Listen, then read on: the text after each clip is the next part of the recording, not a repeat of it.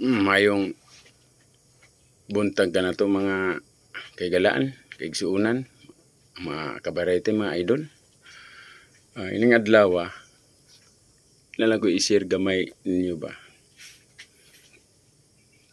Kining atong panahon, murag lisod na gayud.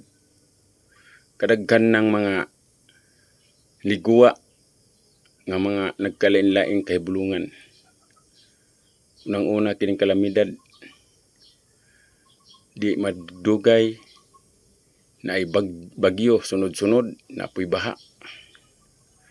Mao na ni mga sinyalis nga hapit na jud mobalik ka atong Ginoong Hesukristo.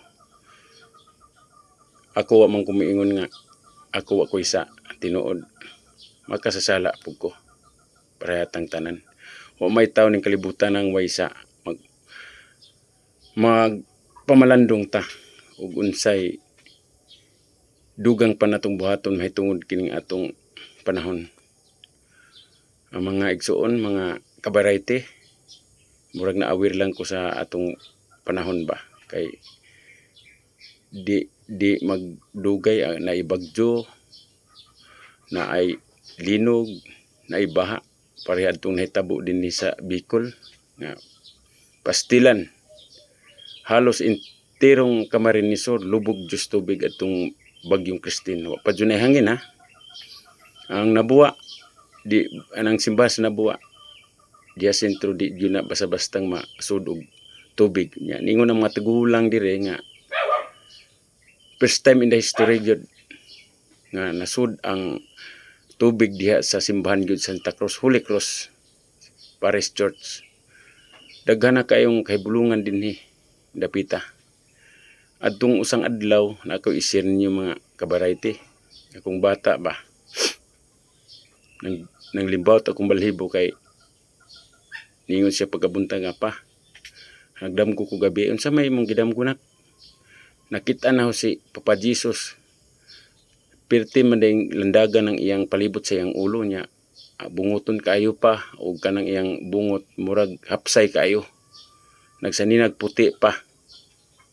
Mao ba na murag ko grabe panglibaw tang balhibo mga kabarayte. Bata guna di guna mamutbot.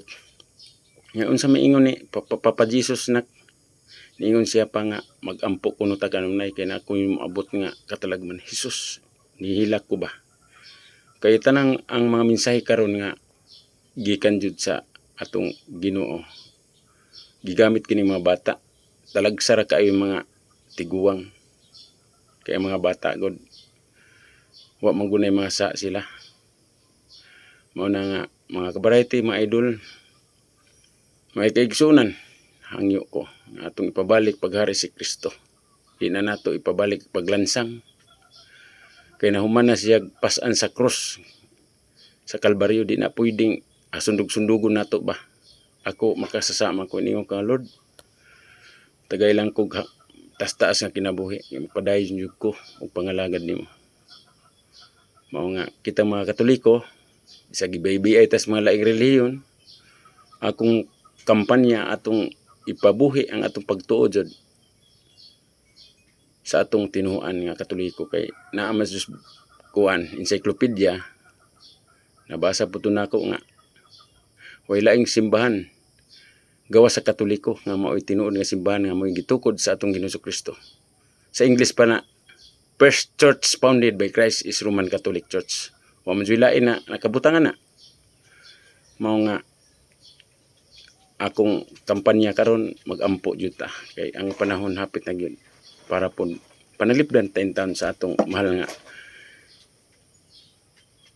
Dios ug sa atong mahal nga inahan si Santa Maria Birhen. Ug salamat mga ka-idol, mga kabarayte, friends, mga kaigsuunan, mayong buntag kanatong tanan.